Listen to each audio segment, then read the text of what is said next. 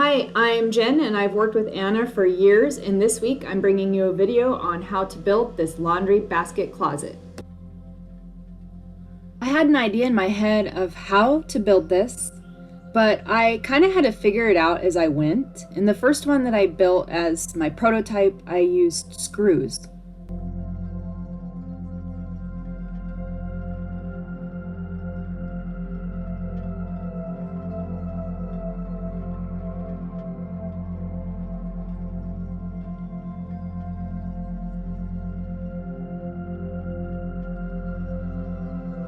After I figured out and I built it and I filled all the screws and I sanded it and I stained it, I thought there had to be a better way because the finishing process took too long and it really shouldn't have taken that long.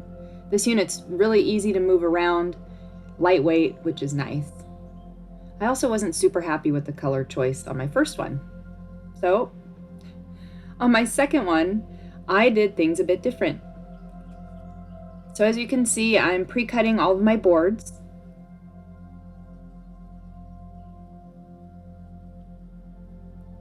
It was also easier the second time around because I had figured out all of the measurements, which made it go much smoother as well.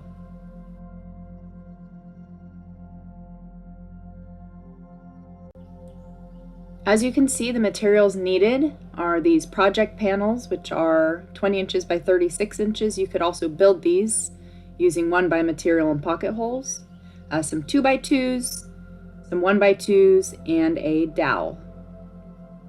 So this time around, I decided to sand and pre-stain my project before assembly.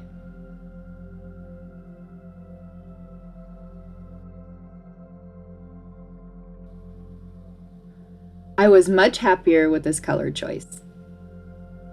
I just brush it on and take a rag to wipe it off. It's a very easy application.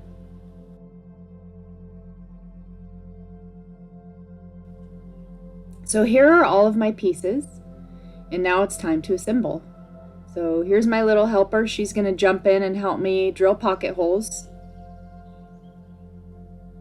So you'll set your Craig jig for the 2-inch stock, and we'll be using 2.5-inch pocket hole screws. While she's doing that, I am assembling the first leg.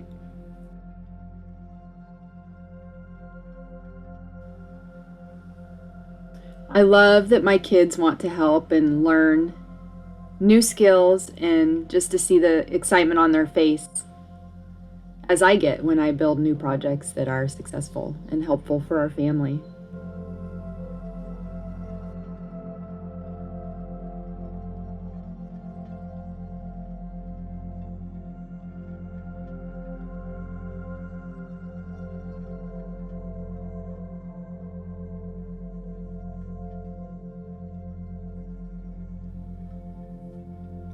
So for the project panels, you need to change your Craig jig setting to 3/4 inch stock using 1 1/4 pocket hole screws. We just put 5 pocket holes on each side.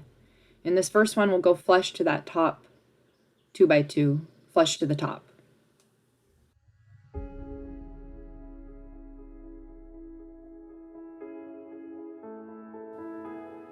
And the second one goes flush to the top of that middle 2x2. It is nice to have somebody helping you hold this in place here. And you'll just flip it over and do the same.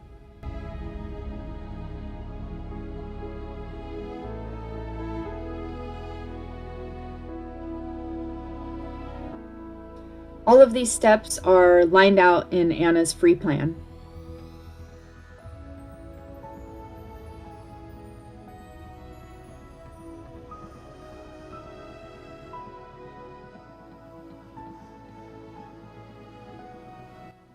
So in Anna's plan, she did this back support a little bit different. She did it flush to the back. I did it inset. You could do it either way. I used a spacer here and just marked the middle, which helped me out. So this project is already almost done. Here are the cleats that are going to hold the laundry baskets in place. And for these, I'm just going to screw them. So I pre-started my screws to make it easier. And on the first time I built this, I had my daughter helping me hold these in place, marking, measuring, holding, but This time I'm using spacers, which allows me to do it on my own and keeps everything exactly the same. There's no guesswork here.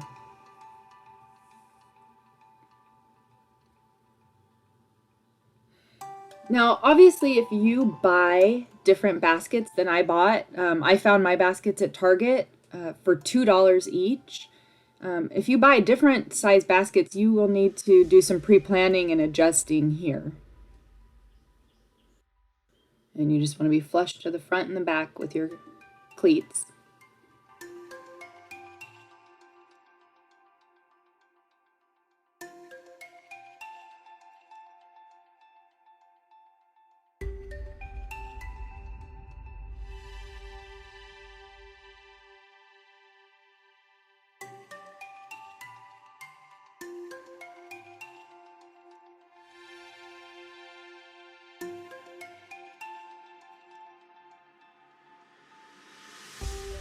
This unit went together super quick after I figured all of these measurements out.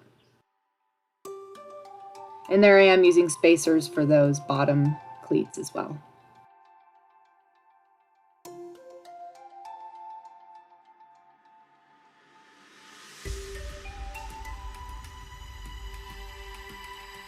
One really cool thing about this freestanding laundry basket closet is once I got it all done and stood back, I thought, how cool would that be in a laundry room with casters on it and that middle shelf up a little bit higher so it was counter height and you could use it as a folding table.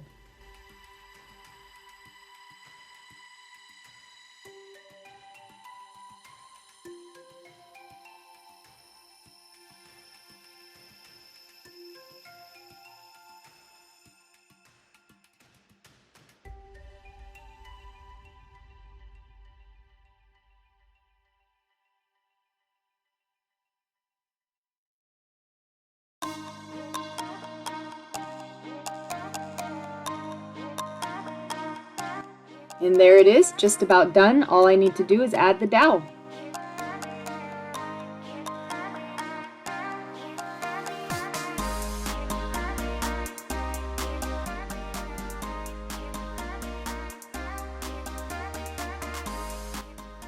And there they are. And as I've been working, everybody else has been playing, so I guess it's time to go play.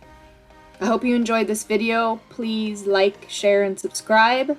Be sure to check out Anna's free plans. And if you do build it, please share. Thanks for watching.